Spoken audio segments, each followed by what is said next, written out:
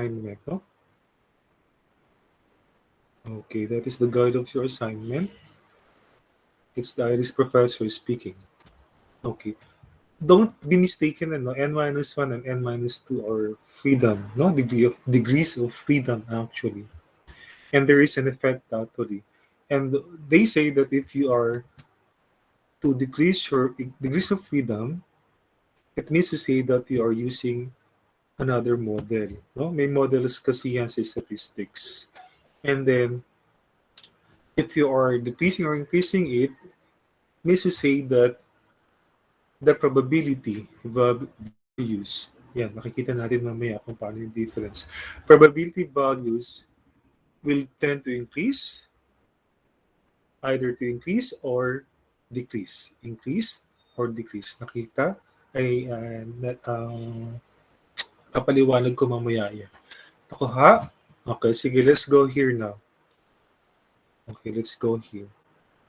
If your assignment is, okay, putting a value in the P, this is P, no? Actually, that is raw population 0, no? Dito siya, P is equal to 0. Because what is hypothesized here is that null hypothesis that P is equal to 0. Yung P dyan po, yung correlation coefficient itself, ha? Pag P kasi, it's the population. Pag R, it's the sample, no? O ha? Okay, yung P dyan. Others, kung napapansin nyo, if you viewed, sino yung mga nanonood dyan, no? Okay, sino yung mga nanonood about this ones, correlation, coefficient. Kung meron kayong nakikita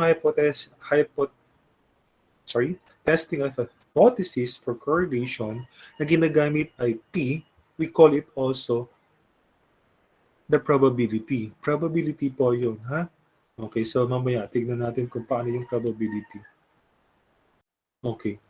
Papaalala ko rin sa inyo kung paano ginamit yung probability sa Z, no? Sa Z-scores. Okay? Anong area yun, no? Okay, Pearson area or a probability, no? Pansin nyo yung normal curve. Okay, this is using a normal curve kasi also, no? Okay, hold on. Okay. So, this one, kung mapapansin nyo itong significance, explain ko na lang lahat, no? Okay, makinig ng mabuti. Okay, explain natin lahat ito, no? Okay, so for this one, there are but two, okay, independent and dependent variables. First, you have to have your coefficient correlation. Ayan siya, no? Ito. Ang ginawa dyan, yung P. Okay? So, ito yung formula. Okay? So, ang value niyan ay, of course, no? Alam nyo yan. It's saan yan? It's 0.94, no? It's 0.94. Ayan siya. 0.94. You have to use this formula, ha? Okay, alam na natin yan. Okay, dali na lang yan. Okay, I'm using the work of Miss Anna Faith, no? This one. Alam niyo na yan, no? How it works there. Madali na lang po yan, no? Dali lang po ito. Kung ano nakikita niyo sa formula, yun lang gagawin yung summation dito. Ganun lang siya kadali. Ini-square lang yan. Multiply yung dalawang variable. Ini-square yung isang variable. And yeah, ganyan lang siya kadali. Okay, let's go here. Explain ko sa inyo, no? Ano yung significance, no? 0.05. Yung significance, makikita yan dito. Ito yung shaded. Ito yung critical actually. The sum of the critical dito, no?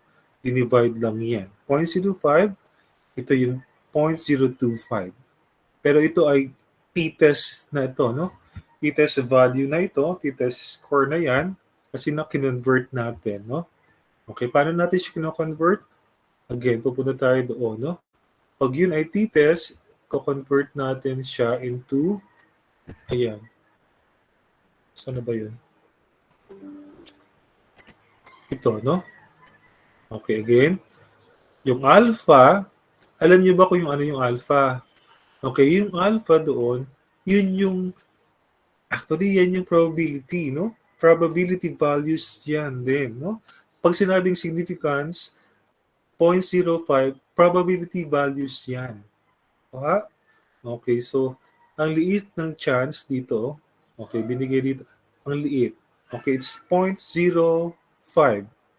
In percent, that is 5%. Nakuha? That is 5% ito. Okay. So, ang chance, hindi naman siya maliit, pero sa computation kasi, syempre, magiging malapit din siya, no? It's like, sobrang liit ng chance na yung tawag nito, itong t-test nyo, test statistic nyo ay nandiyan, no? Andiyan. Kung ang data ay hindi talaga maganda ang coefficient correlation.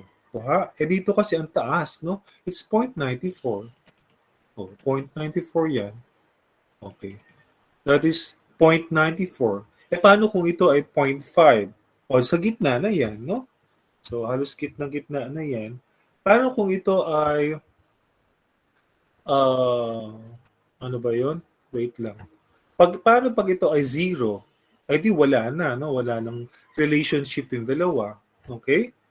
So, ibig sabihin, it means to say, nagtatagalog ako dito, patay tayo. Okay.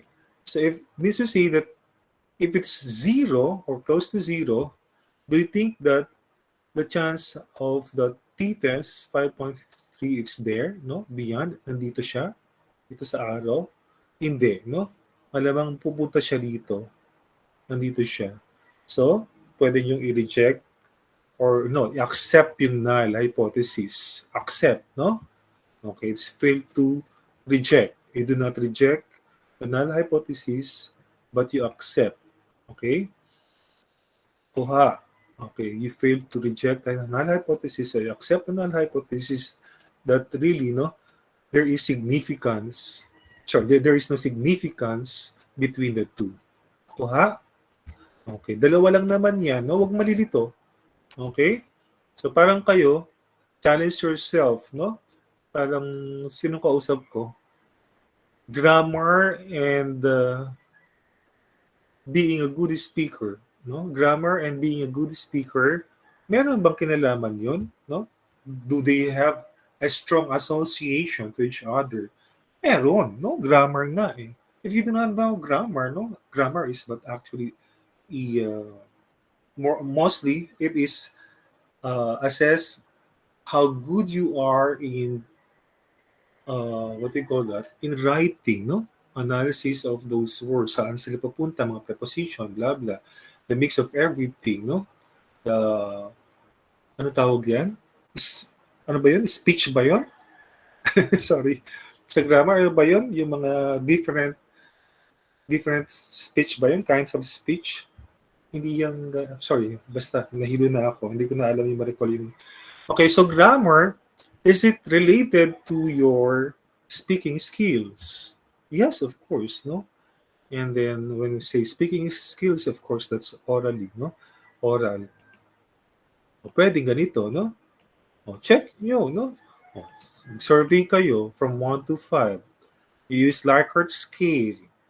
Pero there is but equivalent of 1 to 5 there. You use Likert scale. Which ones, no? Okay.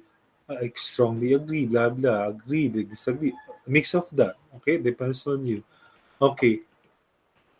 So you can do that, no? You can apply this. How strong the relationship is between the two. Grammar and speaking. Of course, no? Sige, logically. Hindi ka magaling sa speaking pag hindi ka magaling sa grammar, mind you, no? Magiging barok ang English nyo pag hindi kayo magaling sa grammar. Okay? It's like, I associate it because I am a math teacher, I associate it with a formula. Kung hindi kayo magaling sa more formula, actually, hindi ko magaling sa formula, I cannot understand English, no? It's like that I'm applying formula when I actually studied grammar. Nakuha? Ganun po siya. Okay. So for this one, again, 0.05 or 5%, 5% actually lies here, no? That's shaded from that critical value to that area going infinite, no? Left, infinite right. Okay, yun yung 5%. And the remaining 95%, ito po yan, yung unshaded region. Okay? Means to say that that unshaded region is what we call, sige nga, tingnan natin kung nagbabasa kayo. Kung ito ay significance level, that's 5%, ano yung unshaded? Anyone? Ano po yung unshaded? Kung nanonood kayo ng YouTube, nagbabasa, ano po yung 95%? Of course, 100% minus 5% is equal to 95%. It makes sense, no? We're talking about normal curve. We say that it must be equal to 1 probability and or 100% area, no? Kuha, 100% dapat yung area eh. Pero ano ang tawag diyan sa 95% na natira? Yung unshaded. Na pag nag-fall diyan, you must accept, no, that there is no relationship between the two, no? You must. You do not reject that, but you accept that null hypothesis. Ano yung 95%? Anyone? Bigyan ko ng 10 points. Direct sa card, 1 points na. Alam nyo kasi nagbibiro ako. Okay? Eh, kung kayo ay medyo alanganin sa written, like kung nga si Veroya, sumagot si Veroya. Naku po. Sige. Si Veroya ay okay. Ganun lang yun eh, no? Okay, sige. Ano yung 95%? Anyone? Try. Bilisan nyo at marami pa tayong gagawin. Okay? Ano? Okay. So po, hindi nagbabasa ito mga to. Ang tawag po noon ay confidence level, no? Okay, ang tawag doon ay confidence level. Ako ha? So 1 minus the confidence level is equal to your significance of significance level. Ito siya, no? Ulitin ko lang, yung 95% dyan, dahil ito ay 5% yung shaded, yun ay yung tinatawag na confidence level. Ha? Okay. Kaya dyan meron siyang, okay, minsan dito merong confidence level, no? Sa inyong decision, you are adding, aside from the 5% significance level, it's with, sometimes, no? They write it, statisticians write it as with 95 confidence level and 5% significance level. Nakuha? Okay. So let's go here now, no? So test statistic, we do have two formulas. If you notice, no, this one is not being used. This is Ingenio. N minus 2 is there, 1 minus R, no? And then degree of freedom. Okay, I'll let you. Actually, I cannot explain degree of freedom well to you, no? Pero degree of freedom actually is this one, no? Wait lang. Ito po siya. Okay, I'll let you actually see this one. Okay, ito siya, no? Kunwari, meron ako Coke, Sprite. It becomes 22 or 18. Okay? Why? Because my total is 40, no? And then 2020, rows and columns should be added up together. It gives you 40. Okay. So these ones, you can manipulate this. Okay? It says there that you can manipulate that one. How? Okay. By having the freedom of one there, okay, to choose any amount or any quantity, and then the rest will just to follow, no?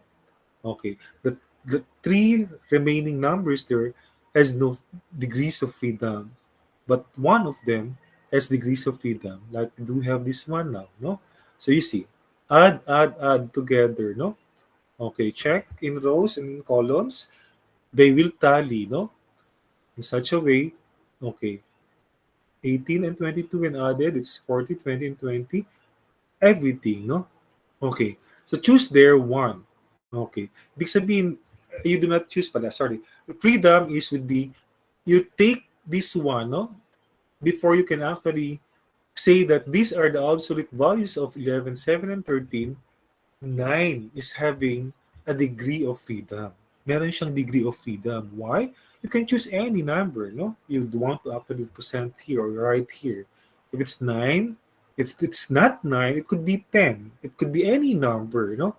It could be any number. It could be any number. equivalent to 40. Pwede, no? Because if this is 40, this is 0. See? So there is a degree of freedom in one number, but for the rest, there's none. Okay? In statistics, that's why they created that one, because there is an effect. Okay? Let's tingnan natin kung ano yung magiging effect niya sa significance level, no? Or sorry, yeah, sa significance level, uh, the probability pala. Probability values. Okay, tingnan natin to. So, okay na tayo dito, right? So, this one is 0, ha? Okay, yung iba kasi, itong P, ginagawang, ano yan, no?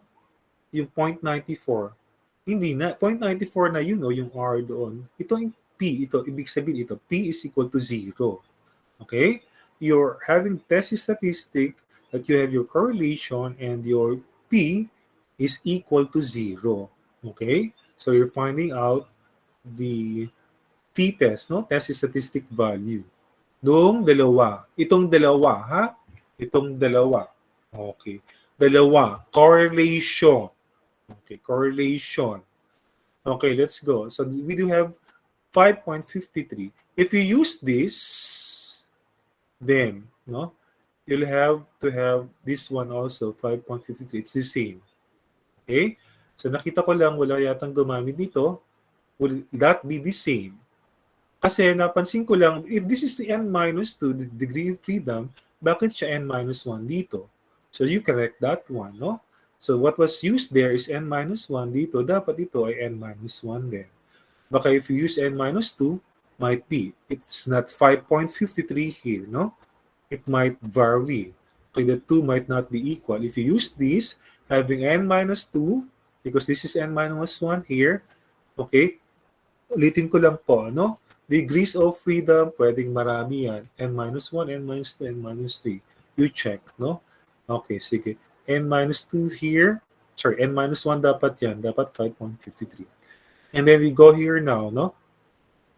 0.025 is equivalent to 2.571, no? Just divide that. Ito na yan. Okay na tayo, no? So ito yan. Please lang po, no?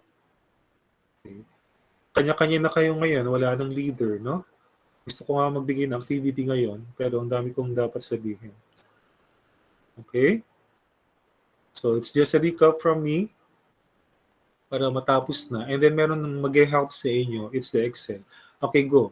So okay na tayo. We know what to do with this one. It's n-1. And then we go and have the t-test or t-test distribution table. And then we can find this now. 5.53 is actually here in the shaded, no? Sabi dyan, if it's in the shaded region, you reject the null hypothesis. What is the null hypothesis? That this sales and profit has no relationship at all, no? There's no significant relationship, sabi, no? Pero that is larger, no? 5.53 is greater than 2.571. So you say it is, no? You can reject that null. Okay. Bakit meron yung absolute value? Kasi yung absolute value dyan, okay, yung absolute value dyan, baka kasi makonsider nyo ito, no? Makonsider nyo itong negative. Kaya ang absolute value ng negative is a positive, no? This one. Nakalagay dyan, no? And this one also is a absolute value C. Nakuha? Okay, parang di yata makita. Ay, hindi lumalaki. Okay, sige, sorry. Iba yung lumalaki. Okay, so ito siya, no? Ayan. Sabi dyan, clearly, the t-test or test static value is greater than the critical value, that is yan, no? It is 5.53 test static value greater than 2.571. As such, we reject the hypothesis. We say the two, no? Sales and profit has no relationship at all or no significance. Meron sila. Siyempre, pag malaki yung salesman, may profit pa malaki. Okay. And then, in favor of, okay, the alternative hypothesis at the 5% significance level, and you want to add up, and confidence level of 95%. Nakuha? Ayan siya. Ngayon, pansinin natin to, no? I'll give you this one. I'll give you this. Okay. Those t-test statistic there and the critical value can be actually also converted into what do you call that one? Probability values. No? Naalala niyo yung probability values nyo? Okay, ang probability values nyo nun sa 0, nun sa normal curve, nun sa z-scores nyo, di ba? Dapat 1 lang yun, no? And then less than. Okay. Kung naalala niyo yun, pwede rin siyang i-apply dito. Kaya meron tayong tinatawag na p-value, no? Kaya ibibigay ko sa iyo itong notes na to. The same din actually, no? Okay, pero dito, baligtad. Okay, p-value must be less than uh, the significance value. Okay, hold on. Saan ko na ba nilagay yun? Okay, ito po.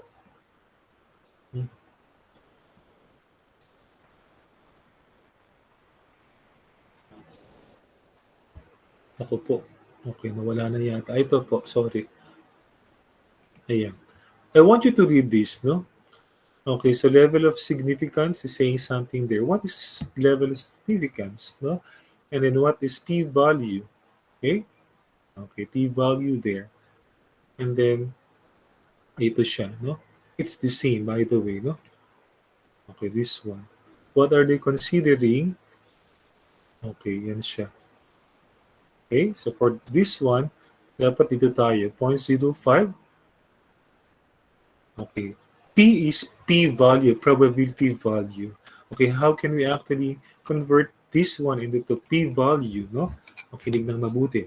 Kasi pag hindi kayo makinig, pag ako nagtanong ng p-value nito, okay. We have the statistic value there, that is 5.53, no? That is by 5.53. How do we get 0.0227? Ito siya. Equals P. And then test. Distribute. Okay, P distribute. And then 5 point. You see the text there? Okay, it's asking the T test statistic value 5.53. And then, okay, degree of freedom is being asked. So with this one, you should be using n minus 1 na lang, no?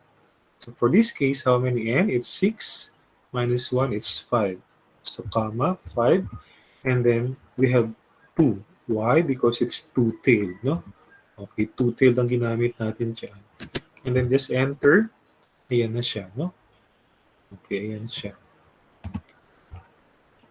Ito ngayon yung tinatawag na p-value. What is p-value again? It's probability value. Bumabalik tayo din sa z-scores.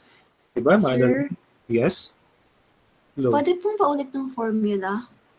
Okay, so ang formula niya ay ito, equals P DIST equals T DIST, and then the X there, meaning you must have the X value, that is T. Okay, t-test statistic value 5.53. Okay, and then X dyan, yung X 5.53. Degree of freedom, this is 6. Gawin na lang nating minus 1, no? So parang meron lang kasing ditong difference. And then that is 5, no? And then two-tailed, and then you have that. Okay? So this one now is 0.002. Ang tawag yan sa p-value, probability yan. Ha? P stands for probability value. Okay? That is why, ayan siya. Okay? Tapos ito namang 2.571, eh di ganun din, no? Okay, tingnan nyo siya. Okay, ito ay 2.571, no? 2.571. 71. Okay. And then 5 probability, I freedom, and then 2. Yan siya. Okay? Okay, so pansinin nyo, it's close to 5%, no? Again, pag kinompare mo yan, okay, pag kinompare mo yan sa percent, ito siya, no? Okay, ito ay percent. Ayan. Ayan siya, no? Ayan, p-value. Sa t-statistic, dapat greater yung test statistic value mo. Then yung sa significance level, that is 2.571. Huwag mong kukopyahin to ha, yung 0.05. Why? Kasi hinati mo siya, no? Okay, again, you do not copy the 0.05 significance level then, no? There, no? That 5.53 is greater than, wrong to say that is 0.05. Why? Because you actually divided the two, no? Because it's two-tailed, the 0.05. It becomes 0.025, and in the test statistic, the value is 2.571, no? Okay. In here, okay, you see, it's different now, no? Okay. Kasi baka sa senior high school nyo, you will encounter this, no? Well, that's why I'm teaching you this one, no? How is t-test statistic value being converted into p-value? Okay, ito siya. Okay, in here, baligtad naman, no? Okay, baligtad. P is less than the significance level alpha. Okay? Ayan siya, significance level alpha. Piling ko maliit sa inyo dyan. Okay, in the P values, maliit dapat yan, no? Kaysa doon na significance. Ano ba yung significance nyo? Okay? Ano ba yung significance? What is your significance there? Okay. Hold on. Convert ko na yung inyong significance, no? Ang significance niya doon ay yung 2.571, no? That became a 0.5 pa rin, no? Okay. And then 0.02 is lesser, no? You see, this one. This is now the p-value. That is the p-value that I'm talking about. Okay. It is less than your significance level or critical value. Ito yung critical value nyo, no? Alpha there, no? Ito siya. Ha? Okay, baligtad naman. Ito, it's greater than the 2.571. But when you convert them into p-values, probability values, it must be less than, no? Ito siya. 0.02651 is less than this one, the critical value or the significance alpha level here, no? Ito po. Okay? Naintindihan? Okay. And seeing that, okay, in percent, this one, no? Of course, 0.27% is so little compared to 5%. Naintindihan? Okay. Ayan siya. Kung dinivide, so wait lang. Pag dinivide ko ito, ay na-divide na kasi eh. Okay, na-divide na. Gaganon, yun pa rin, nahantong pa rin talaga siya sa what do you call this one? Okay. Sige, times 2 eh. Kaya hindi naman talaga yung times 2 yun. Okay, that's it. Okay? So 0.002, 0.002651 is less than, and that is, yan. I-share ko sa inyo ito, no? In the p-value, if p-value is less than that alpha, significance level, then we say, reject the null hypothesis. We can accept the alternative that there is really significance between the two. No? Ako ha? Okay, pag greater naman, ayan siya. It's the opposite. P-values interpretation is different with that of the t-test interpretation. It's the opposite. No? Ako ha? Okay, naintindihan? Okay, kaya kung may makita ka kayong what is the p-value if it's less or blah, blah, blah. Okay, tingnan na natin to sa Excel, 1216 na. Okay. Sa Excel, it would be different. I do not know if how the Excel computes it, no? Makinig ng mabuti. You go to the data, and then if you do not have that one, data analysis, just click your Google, no? Okay, how data analysis could appear in the data under Excel, no? Data icon under Excel. Pag wala kayo nito, you all have these ones, icons, no? You do not have data analysis, just click there. Actually, pinadala ko na yan, matagal na, no? You should have installed your data analysis there. Okay, paano natin makukuha yan, no? Click that data analysis, and then we learned before that regression and coefficient correlation or correlation are actually in harmony, no? They are actually associated with each other. We say that if there is a computation that is coefficient correlation, okay, quantity computation to be exact, there is also a regression, no? Sa Excel, ganun din siya na-explain, no? If you want to actually compute correlation, there, it's there. Okay? If you want to compute for the correlation, it's there. You just click that one, and then where's the input range, no? Input range of this one, input range of that one. Okay? Okay. Isa-isa lang yun, no? Pero for the regression, you see the regression.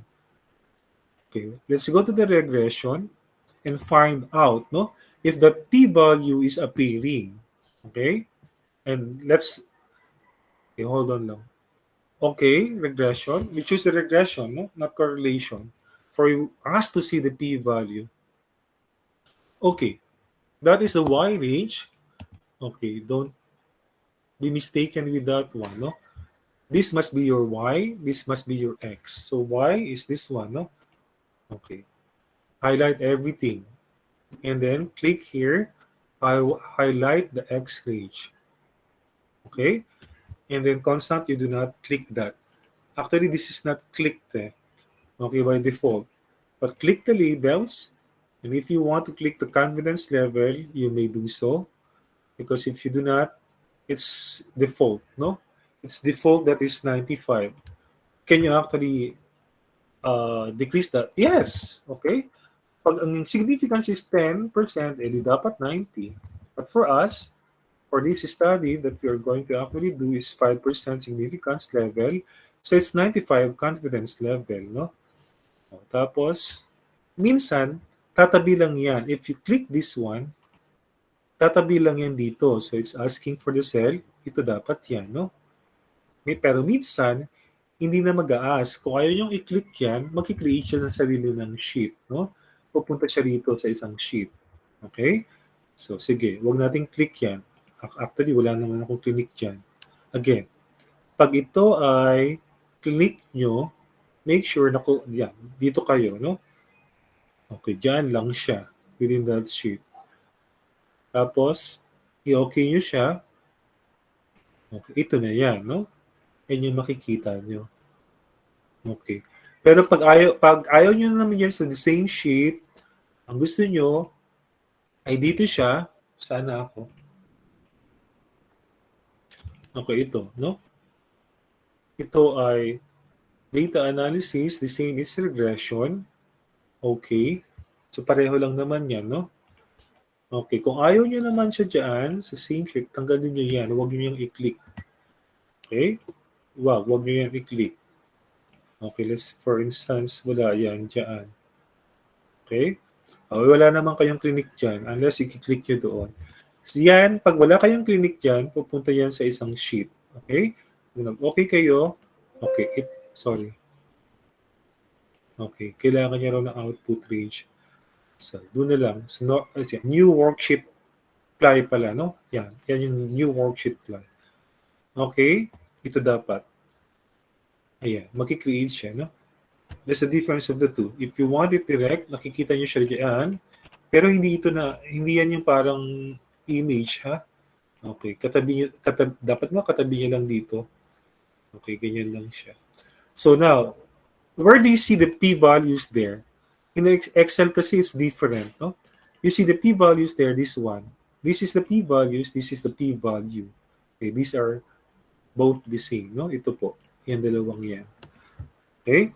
So dito, yung direct, it's 0.002. 651, it's 0.27%. Ito naman, tingnan nyo siya, no? It's 0.006. Meron siya na pagkakaiba sa data analysis. Okay? If you want to have that in a percent, ganyan lang siya, no? Okay, kapihin nyo lang yan. Ito, pareho to ha, the same. It is the same. Yan. Okay. Tingnan nyo siya. Makikita nyo na rin yung coefficient relation. Coefficient relation nyo is 0.94. Ayan siya. Multiple R. That is your coefficient relation. Okay? Okay, yun yung ipindutin nyo. So ito, how many in percent? Okay. Tapos, mag-move lang kayo. That is 0.6%. No? Okay. Bakit? Okay. Ang 0.05 ay 5%. Ha? Don't be mistaken. So it must be less. So this one, with the use of the data analysis, data analysis, regression, you can see that p-values also is a smaller one. No? So this one is but smaller. That is a p-value compared to your 5% significance level. Okay? Nakuha po ba? Yan siya. Nakikita niyo yung dalawa. Though meron lang difference, I do not know. No? I could not, we could not actually, I do not know, no? If there is an explanation why there's difference between this formula and that data analysis. But it's the same. It's under Excel, the same, no? Bakit iba yung kanilang computation? I'm seeing the videos actually of how they compute it using these ones, these two. Pero bakit hindi sila magkapareho? I do not know, no? Maybe the one who programmed the data analysis is different, no? Kaysa dito, sa isang ito. May ibang nag-program nito, formula, and may ibang nag-program nun. They are different, eh. No? 0.6 yon, but the same, they are just lesser than 5%. Okay? Nakuha? Naintindihan? Parang hindi. Okay. It's 23 now. So I have to actually pass that link to you. Nakuha po ba? Hindi. Okay, mag-thumbs up na kung nakuha. Nakuha, hindi. Parang hindi naman nakita. Yung iba kasi, paano niya makukuha kung hindi yung nagamit yung laptop niyo? May laptop naman kayo dyan. This is Sir. O syempre, hindi makukuha yan kung yung nagamit niyo yung cellphone. Eh. Diyos ko po, tinier than ants. Diyos ko, Lord. Okay. Nakukuha ng iba na kaganon kasi nga, nakikita nila yung laptop, malaki. Sige, good luck na lang sa inyo, no? May sinasabi hybrid ang next school year. When you say hybrid, merong mapipili, pero ako unfair, no?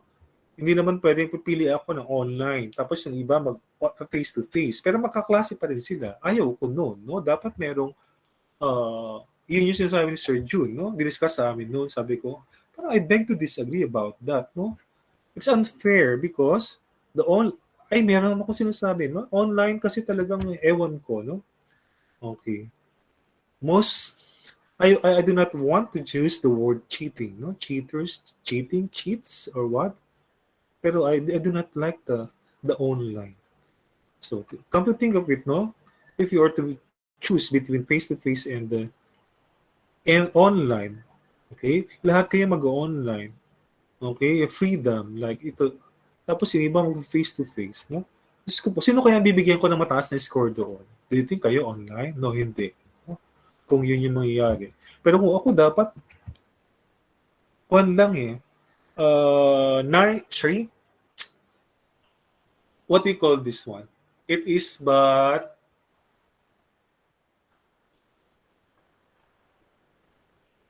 rotations lang, no? Okay. Rotations lang dapat. Dapat kung kayo ay nag-online na for this week, susunod kayo naman. Okay, baligtaran lang, no? Para hindi kasi magkahawaan sa, alam yun, ay, COVID na to. Hindi ko maintindihan kasi ito, hindi pa mawala eh, no? Okay, na-stress na kasi ako magturo. Ang pangit kasi magturo sa online. Lalo pa, hindi ko nakikita yung mga nandyan. Okay. So, nakuha nyo yung lecture. Okay, nakuha. Sana naman nakuha, no? So, they are different. It's the opposite of the t-test, statistic value. Okay. Yung pinag-aralan nyo as group, t-test is statistic value. Dapat meron yun. Dapat nilagay nyo ng absolute value yun, no? Okay, absolute value yun. Ngayon, nasa two-tailed lang tayo, no? Okay lang yun, mag-two-tailed lang tayo. Kasi ang left and or right-tailed lang, ang gagawin natin, mahirap, no? Mostly experimental kasi yun. Kayo naman kasi hindi kayo experimental. You are more of a descriptive statistics, and ayun na nga, no? Meron na rin kayong tinatawag na inferential, no? Okay. Ang inferential, ano lang difference sa inferential sa descriptive? Anyone? Okay. Ano ang difference nila? Di ba may difference sila? Okay. Ang correlation coefficient under ng inferential statistic. And then ang descriptive, yung mga central tendencies lang, no? Okay. Up to the highest complicated, it is but your standard deviation. Yun lang sa descriptive. Okay, meron ba yun doon? Okay, tingnan natin, no? Meron yun. Punta kayo sa data statistic, no? Okay, sorry. Data analysis, meron yan, no? Okay, may descriptive po dyan. Okay, if you try to actually compare two groups, okay, maraming groups dyan, sige, dagdagan natin to if you want, no? Meron dyan. Okay. So, yung dalawang yan, kunyari, sales and sales, no? Grammar and grammar. We're comparing two sections. Okay. So, I want to just have a descriptive value. Ano ba yung descriptive value? Sinasabi ko sa inyo yung median mode, no? Standard deviation, no? Is part of it, no? Okay. So, ito siya. Highlight ko lang ito. And then, label ko first. And then, output range. Okay. Nag-aas din ng confidence level. Okay. KKK. Okay. Maski wag na lang ito, no? Kasi confidence is intended for the correlation. Summary na lang, statistics. Tingnan natin, no? Okay? So, new siya. Okay? Okay, tingnan nyo siya, no? So, the two columns, meron siyang mean. Okay, ito yung column 1, standard deviation. Okay, tapos 2.54 standard deviation ng column 2. Okay? So, you can use the descriptive statistics there. Okay? If you're comparing two datas. Okay? Paano nyo na-explain? Standard deviation nga. Baka nakalimutan na naman, no? Diyos ko Lord. Okay, standard deviation. Pag mas mababa, mas malapit sa mean, no? Mean. Paminta. Okay, skewness. Okay, skewness pa nga, meron pa pala, kurtosis, no? Okay. How skewed your curve is. Okay. So ito, pag gusto niyo gawa ng chart ito, di punta kayo sa histogram. Okay. So yung dalawa, ginawa natin ng ito. Ginawa natin ng, saan ba yun? Okay, ito pala. Ito, ginawa natin ng descriptive, no? Descriptive ito. Okay, comparing two datas. Gusto niyo gumawa ng histogram nila kasi nakikita ko may kurtosis, skewness dyan. Don't worry. Di pumunta ka dun sa... Let's go po. Okay. So, yung mga gumagawa ng thesis, data analysis, you go there again. No? Okay. Dito sa histogram. Pero merong ginagawa dyan, no? Yung ginawa ni Sir before. Okay? You can create a bin for that data, two datas, and then you compare, no? Yan siya. Okay? Histogram. Ito. Tinuro ko na sa inyo yan. Merong Excel nitong histogram. How to create histogram using Excel. Okay, may histogram dyan. You can create a curve there. Okay. So again, no? What I'm talking is that what I'm saying about this one in here, is that in your thesis, you could, no, anything, no, you might want to actually use the percentile as your data, visualization, bahala kayo sa buhay nyo kung naiintindihan nyo siya o hindi. Kung gusto nyo gamitin yung z-score, bahala kayo kung anong gusto nyo gawin sa buhay nyo, no? Okay, like kunwari, ang mga scores doon ay pare-pareho. Okay, 1 to 5, pinapili nyo silang daming 5. E titignan nyo sa curve kung ano yung ibig sabihin ng 5, no? Okay. Z-score. Nandito siya. Nandito sila. Di makikita nyo, no? Ito siya. Ito yung z-score. Okay. Mas maraming pumili. Okay. Ito, no? Kaysa dito sa mga ibang to, mas maraming pumili ng 5. Totally agree. Bahala na kayo kung paano nyo kulakutin yung utak nyo. Pero kung maina naman yung utak nyo, mag-pie graph na lang kayo, mag-bar graph kayo, no? Pero hindi kayo makakuha ng mataas na points sa akin, no? Intindihan. Okay. Parang hindi tayo nagkakaintindihan. Okay? So, may bago akong bibigay sa inyo lecture. Ito po, no? And yung p-values. Okay, bahala kayo. Kung nag-note kayo dyan, alam nyo gagawin nyo rito. Kung hindi, wala. No? May activity kayo. I do have an activity. If you did listen about how to get actually probability values here or p-values here from your test statistic value, then you can answer the activity that is in Genio. Pag hindi, wala. No? Kuha? Okay. I will not give this. I will only give this. No? You check. No? Okay, that's it. Sino ang absent? Aliyah? Wala yata. Okay, 12:32. Okay, may meeting ako kay Zaren mamaya. And don't you worry, no? Okay, pagka meron akong time, lagi, okay, parang magsasabi lang naman din ako rito, no? Para, ano kaya ang gagamitin kong data visualization? Yung mga sinasabi ni Sir Roman, yun kaya ang gagamitin ko? Kasi lagi niya akong kinukulit. Okay, yun yung gamitin nyo. Kasi yun yung gusto ko. Hindi nyo ma-interpret, bahala kayo. Huwag kayo ng statistician, huwag ako. Si Mama Raya, tanong niya. Okay, bye-bye.